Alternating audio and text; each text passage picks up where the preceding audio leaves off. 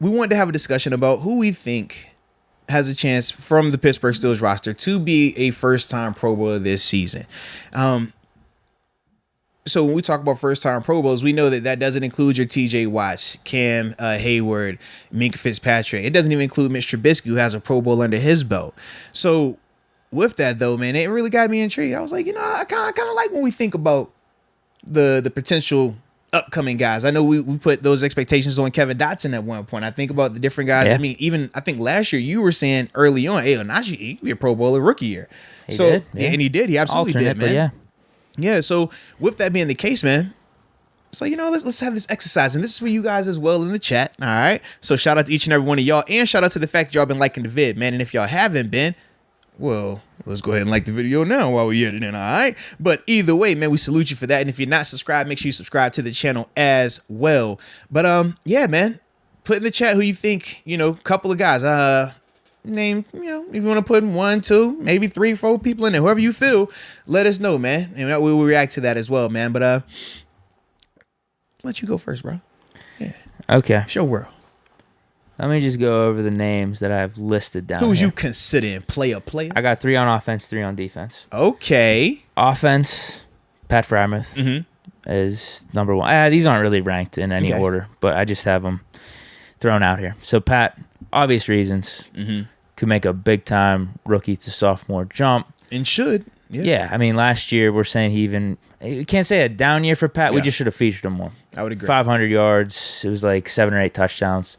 If those numbers go up to 800 yards, double-digit touchdowns, then you have a Pro Bowl case. Yeah. Chase Claypool.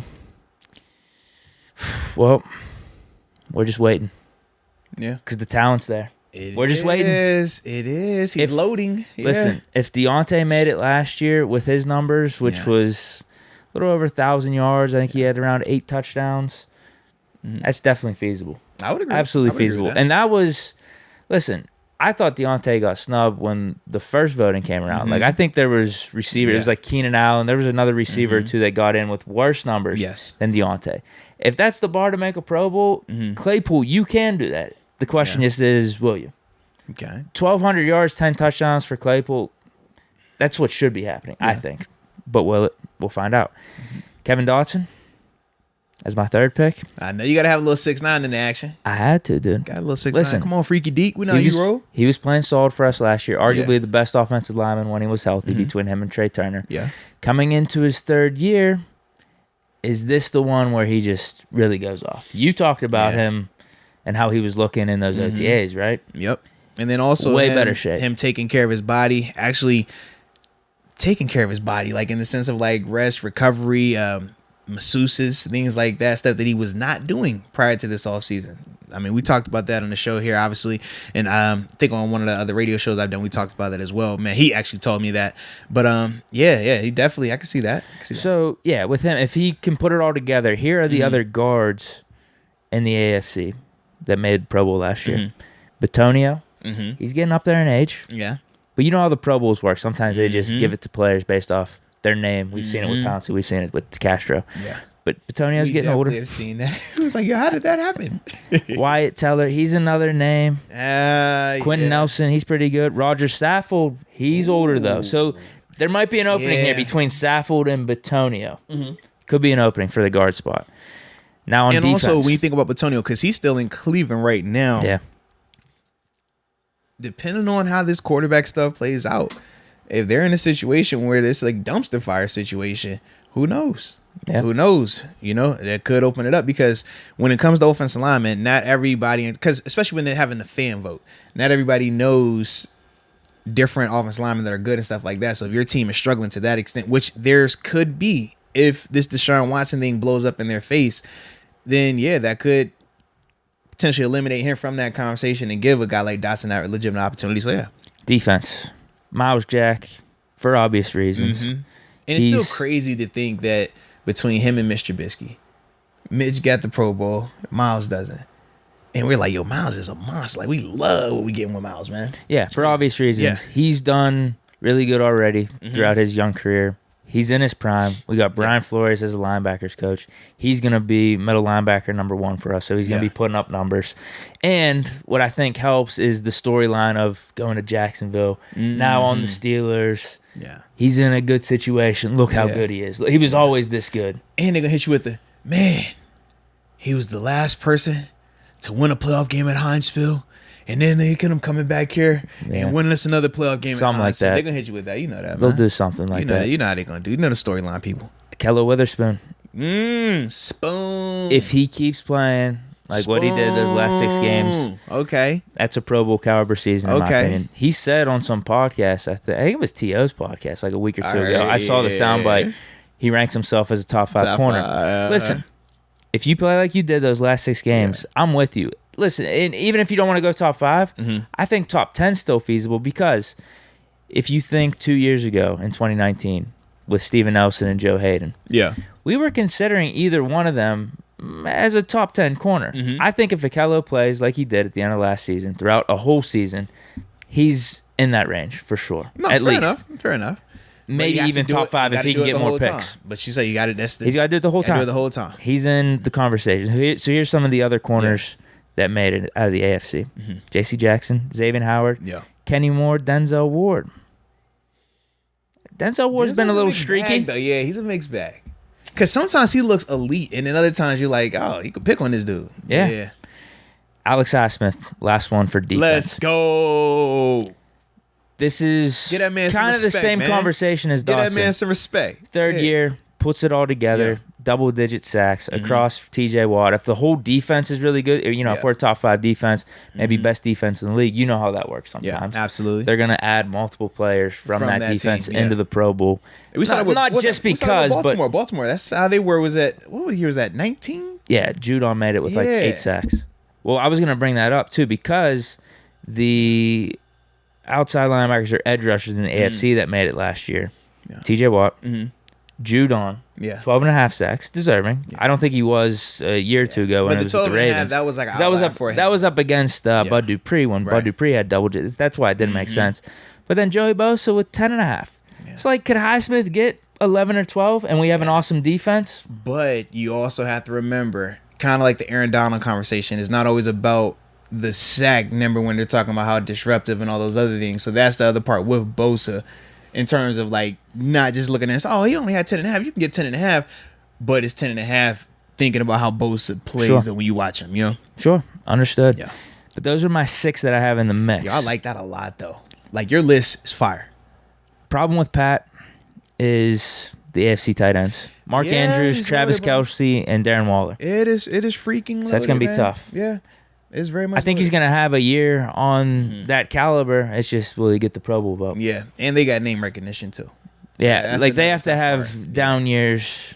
Or somebody has to get hurt, which we don't want. We don't want anyone to get hurt, but I think that would have to be another thing. I'm trying to think who's another tight end that's in that conversation then from the AFC.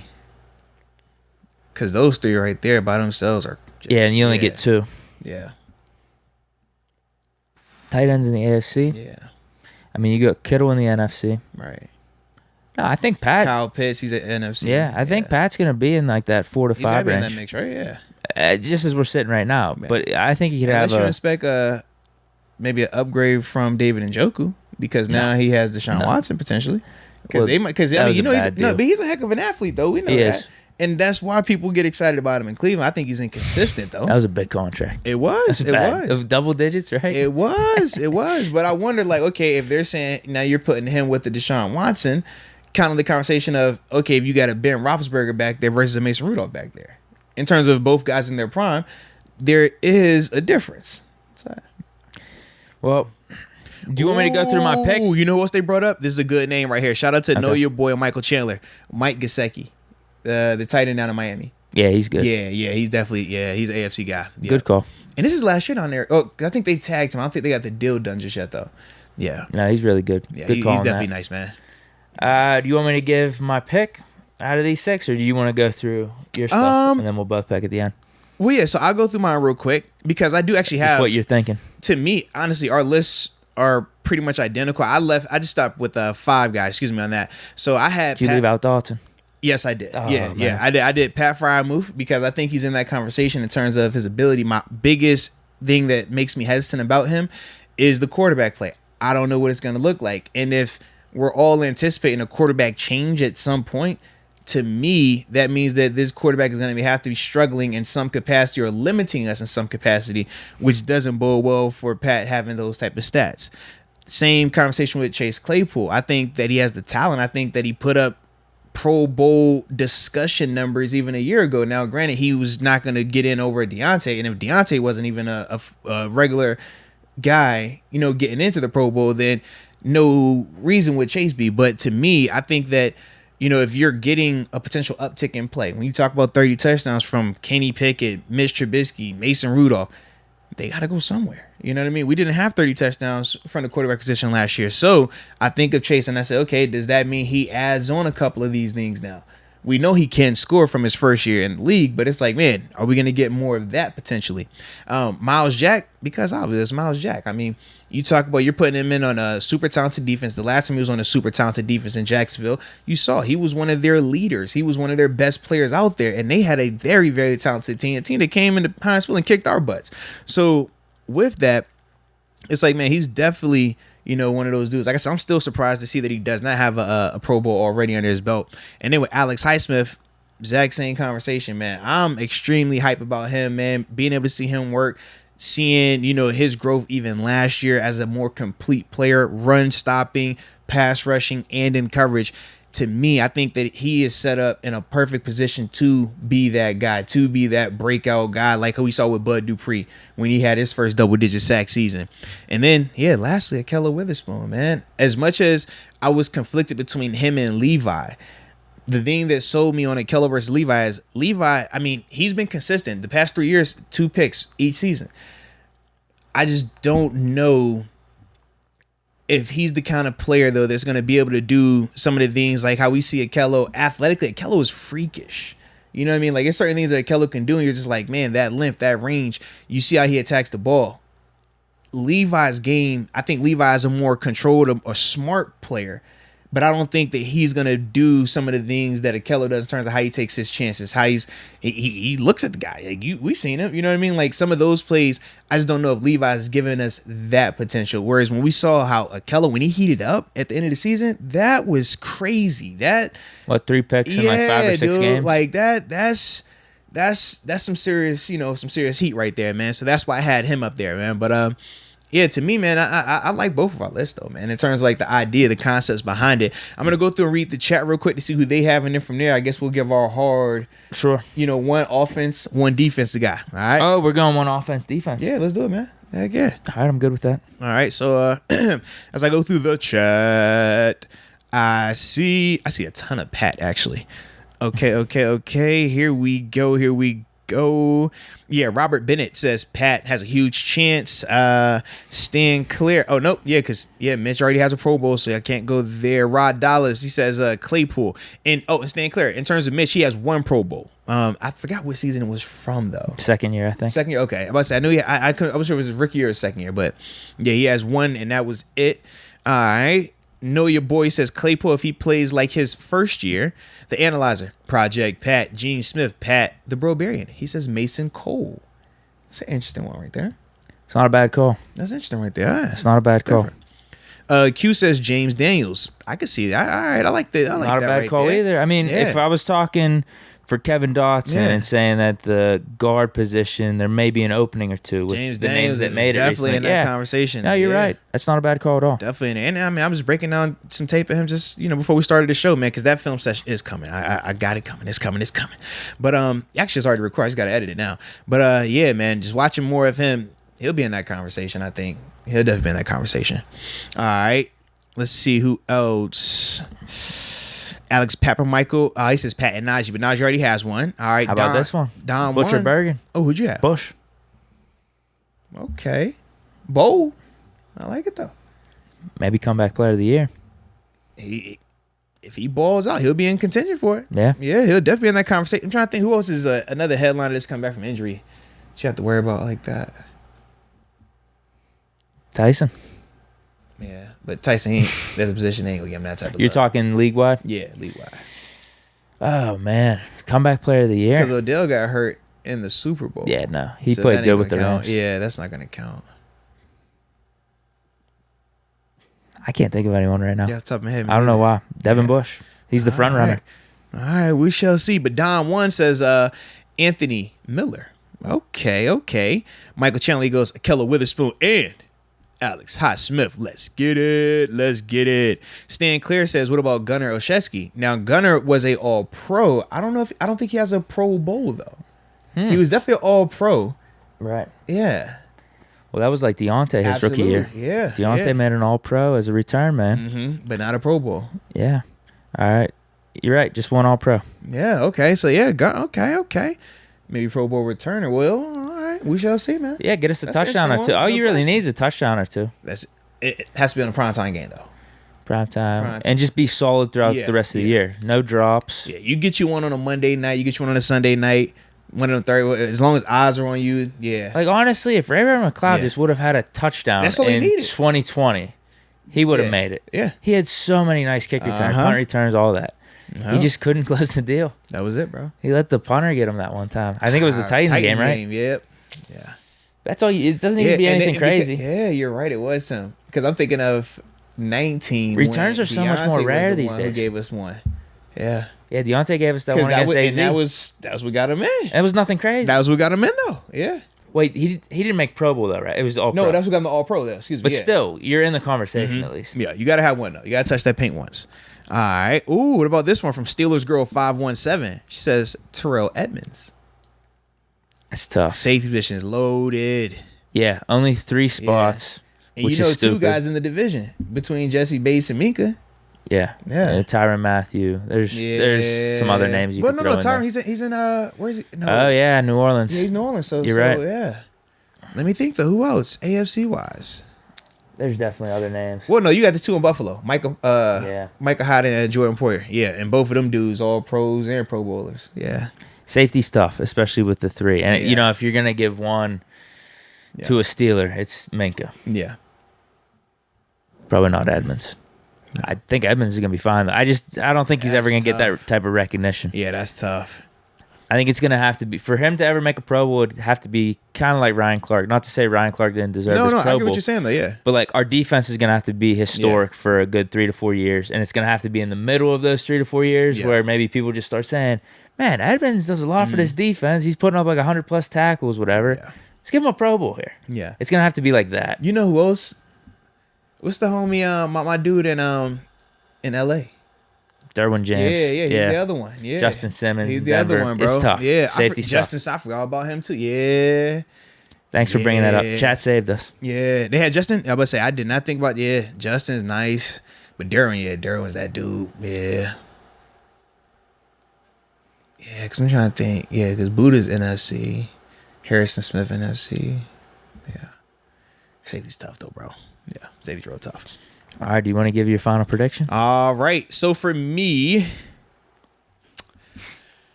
I'm going to go.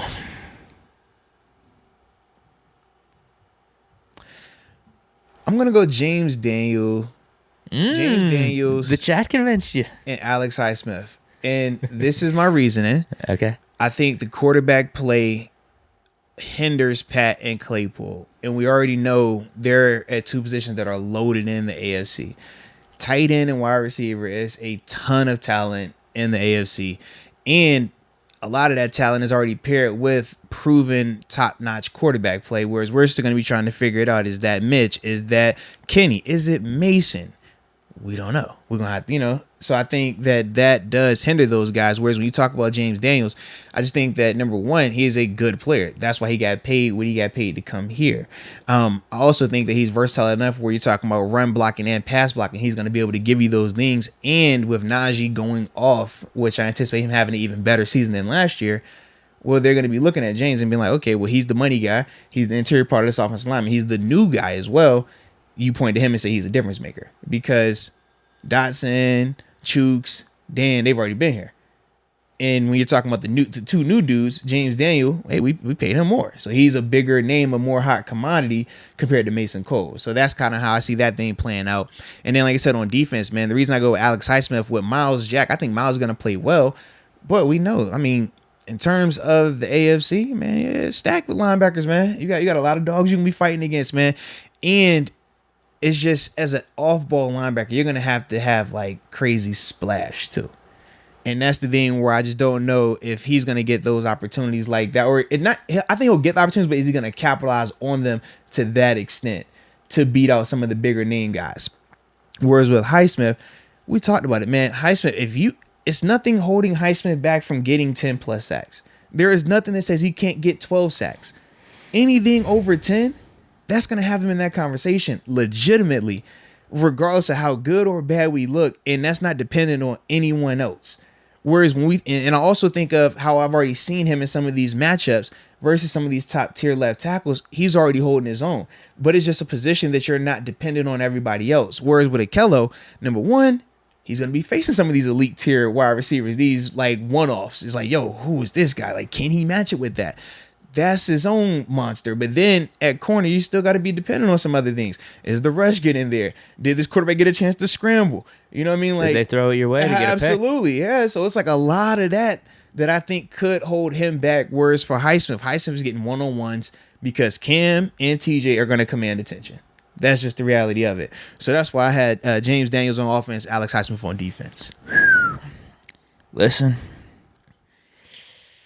if I'm picking Claypool here, that means I really got to believe in you, because that means I'm picking you over Dotson. Oh, yeah. Because I agree with you on your premise of like kind of taking an offensive lineman. Like, if our line's improved, the running game's going, one of those dudes could make it, especially with, as I mentioned, Roger Saffold made the Pro Bowl last year. He's just getting up there in age. Maybe Batonio or Wyatt Teller doesn't make it this year, something like that. Maybe there's a spot or two that gets open for a guard. Yeah. I really got to believe in Claypool, though. Yeah. And I do think if Deontay made it last year with the numbers he had, which were good numbers, solid, there's no reason Claypool can't exceed that. He's coming into his third year. Yeah. He knows what needs to happen, too. We've heard him in the press conferences saying, like, I got to stop falling on my feet, taking more of a leadership role, taking this more seriously. I'm saying 1,200, 8, 9, maybe 10 touchdowns for Claypool. That will get him in the Pro Bowl. I think he could do that. He's capable. This is like not something I think is so far-fetched for him. This is almost my expectation. Yeah, so if he just does that, that's a Pro Bowl season for a receiver. Yeah. So I'm going Claypool there. Defense, go Miles Jack. Ooh, okay. I think he's going to put up big numbers. Okay. And I actually do think the linebackers a little weak in the AFC. Last year was Darius Leonard. He's a stud. He's not weak at all, yeah. I was about to say his name again. Darius Leonard. Second guy was Denzel Perryman to make it last year. Yeah. Had a little over 100 tackles, but then really did nothing. He had like no picks, no like forced fumbles, anything like that. Let me see. Who all was alternated out, though? Because to me, Perryman was not the first name up there, if I remember correctly. I think he was. Okay. If I had to bet, I'd say he was. If not, it was maybe just one alternate. For sure. Yeah. I'm just saying, like 100 tackles for Miles Jack, that should probably be pretty standard. Gets a pick or two. Yeah. If our defense improves from last year, we already talked about the storylines. AFC right now. I think a lot of them are in the NFC. Like Fred Warner, Bobby Wagner stays in the NFC. He did stay NFC, you're right. Deion Jones. Yeah. Yeah, I guess you're right, man. I think there's a good chance for Miles. Because you got Queen and Baltimore. Jeez, I'm going to have to look into that again. All right. Yeah, I think he's got a good chance. I think Patrick Queen is definitely one of them dudes in that conversation. Edmonds up in Buffalo had a down year. Matt Milano, I think, is going to be in that conversation again. Like, I don't think, to me, that Miles is going to have better stats, per se, than a Matt Milano. Because he gets those interceptions, and he's a volume tackler as well. Let me think. Who else? AFC.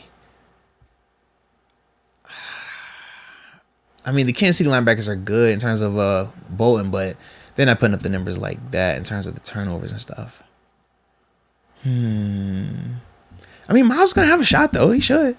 Yeah, I think he will, especially with Flores back there. I think our defense is going to be really good, and he's going to be one of the number one storylines for us coming up from Jacksonville.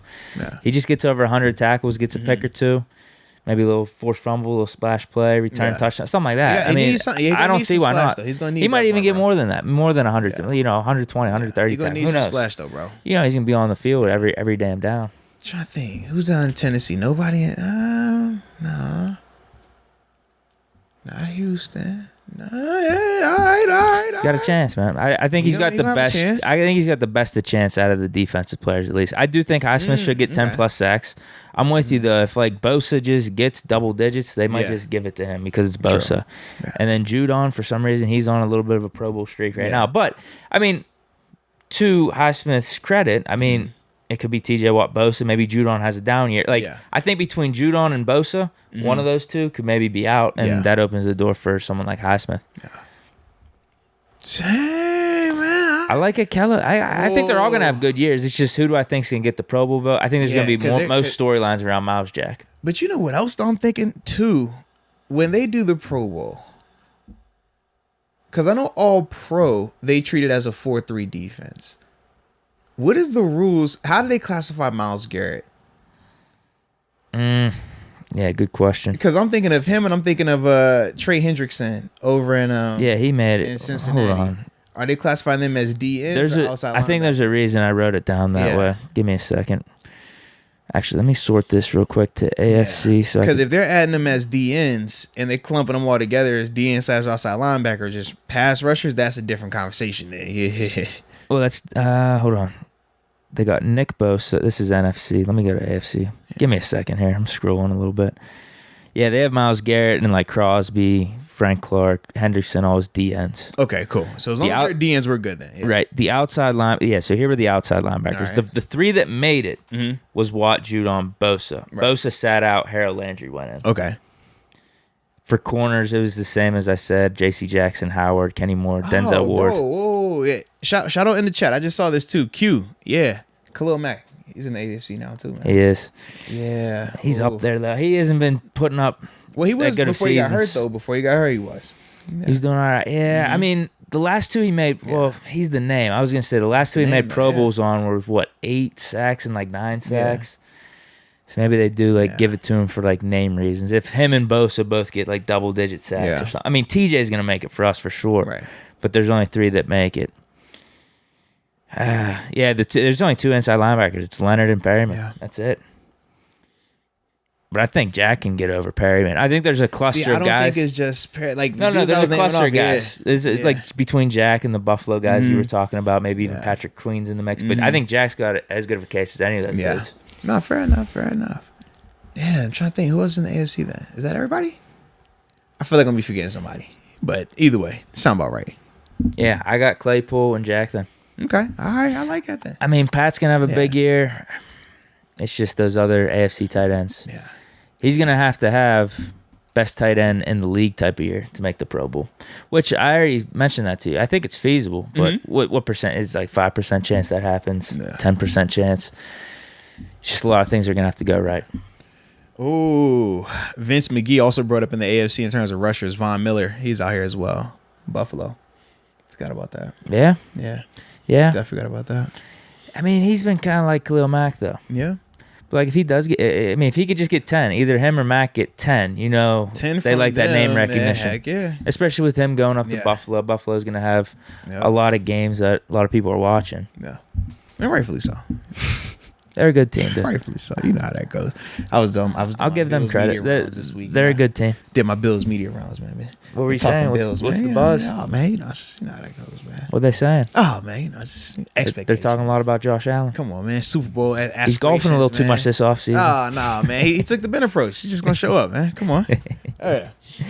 But, and know your boy. I see you brought up Roquan Smith. No, Roquan Smith's a heck of a linebacker, but he's not AFC. He's Chicago, NFC. Yeah, but definitely a monster. Definitely like him a lot, baby. All right.